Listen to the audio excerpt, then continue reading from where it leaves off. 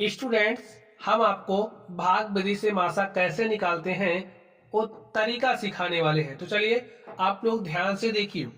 यहाँ पर जब भी आपको भाग विधि से मासा निकालना हो तो कैसे निकालोगे, ध्यान से समझिए। जो संख्या छोटी होती है वो हमारी भाजक बनती है, जो संख्या बड़ी होती है वो भाज्य बन जाती है। भाज्य भाजक आप लोग समझते हो ना। जैसे देखिए, आपके पास यहाँ पर कोई संख्या है, इस संख्या से आप इस संख्या में भाग दे रहे हो, तो यहाँ पर जो संख्या लिखी जाती है वो संख्या आपकी भाज्य कहलाती है। यहाँ पर जो संख्या लिखी जाती है वो आपकी भाजक कहलाती है। ये बात आप लोगों के दिलो दिमाग में होनी चाहिए, ठीक है। चलिए अब आप लोग ध्यान से देखिए, छोटी संख्या क्या बनेगी, भाजक। तो यहाँ पर आपकी छोटी संख्या क्या है, देखिए 396 है ना, 396 आपकी क्या बन जाएगी, भाजक। तो 396 को आप भाजक बना लीजिए।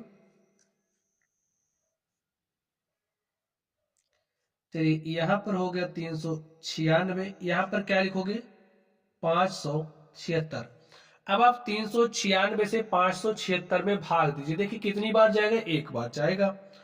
तो एक बार आप लेकर के जाइए, तो एक बार हम लेकर के गए तो कितना आ जाएगा यहाँ पर, 396।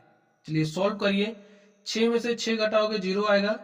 अब देखिए 7 में से 9 नहीं घट रहा, तो यहां से एक हासिल यहाँ आएगा, 17 हो जाएगा। 17 में से 9 घटाओगे तो 8 आ गया। यहाँ पर देखिए कितना बचा है, 4। 4 में से 3 घटाओगे तो 1 आ गया। अब यहाँ पर आपके पास शेषफल कितना आ चुका है, 180। अब ये जो आपका शेषफल है ये क्या बन जाएगा, भाजक। यहाँ पर जो संख्या 396 है ना, उसको लाके यहाँ रख दो। चलिए हमने रख दिया। अब 180 से आप इसमें भाग दो, देखिए कितनी बार जाएगा, 18 दूनी 36, 180 दूनी करोगे 360 हो जाएगा। 3 बार लेकर के जाओगे ज्यादा हो जाएगा, तो 2 ही बार लेकर के जाएंगे, तो 2 बार लेकर के जाइए। तो 180 दूनी कितना हो जाएगा, 360। यहाँ पर आप 360 लिख दीजिए और इसको सॉल्व करिए। 6 में से 0 घटाओगे 6, 9 में से 6 घटाओगे कितना आ गया, 3। आपके पास 36 आ गया। अब ये जो शेषफल आया है, ये शेषफल आपका क्या बन जाएगा, भाजक। और यहां पर जो आपकी संख्या है उसको लाके यहां रख दो। चलिए हमने रख दिया।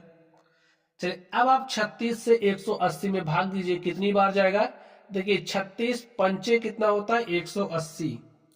तो यहां पर अब आप 180 लिखिए, घटा लीजिए। 180 में से 180 घटाओगे तो आपको क्या मिलेगा, 0। देखिए अब आपका शेषफल क्या आ चुका है, 0। हम तब तक भाग देने की क्रिया करते हैं जैसे आपने सीखा, जब तक 0 ना आ जाए। तो यहाँ पर आपके पास शेषफल 0 आ गया है। तो जिस भाजक से आपका शेषफल 0 आता है, वो जो भाजक है आपका क्या बन जाता है, क्या हो जाता है, मासा। तो यहां पर आपका मासा क्या है, आपका मासा है 36। ठीक है, 36 क्या हो गया, मासा। चलिए आप लोग निकालना सीख गए। चलिए एक क्वेश्चन हम लोग और करते हैं। यहां पर आप लोग लिख दीजिए, यहां अतः लिख दीजिए, अतः 396 तथा 576 का मासा,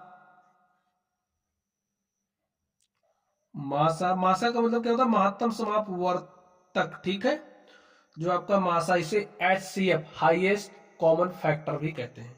मासा क्या है, 36 है।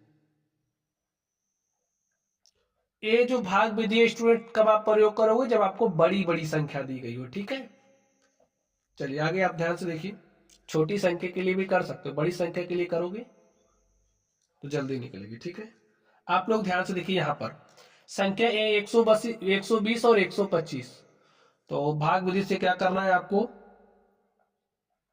मासा निकालना है तो निकालिए। यहां पर छोटी संख्या लिखते हैं, लिख दिया हमने, और यहां पर बड़ी संख्या लिखते हैं, वो भी हमने लिख दिया।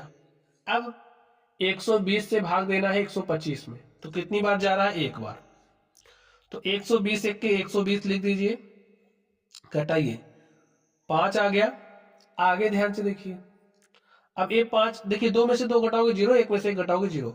अब आप 5 क्या है आपका शेषफल है। जो शेषफल होता है क्या बन जाता है, भाजक। भाजक बन गया।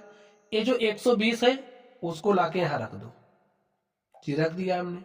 अब क्या करेंगे, 5 से भाग दीजिए, तो देखिए कितनी बार जाएगा, 2 बार। 5 दूनी 10, ठीक। तो यहां पर क्या आ गया, 2। भाई 2 में से 0 घटाएंगे तो 2 आ गया। ये जो 0 इसको आप यहां पर उतार लीजिए। यहाँ 20 हो गया, कितनी बार जाएगा भाग, 4 बार। तो 5 चौके क्या हो गया, 20। घटा लीजिए तो शेषफल आपको क्या मिल गया, 0। शेषफल 0 किस भाजक से आया है, 5 से। तो यहां पर ये जो 5 है ये क्या है, 120 और 125 का मासा लिख दो यहां पर, ठीक है। चलिए लिखिए, अतः 120 तथा 125 का मासा, अतः 120 तथा 125 का मासा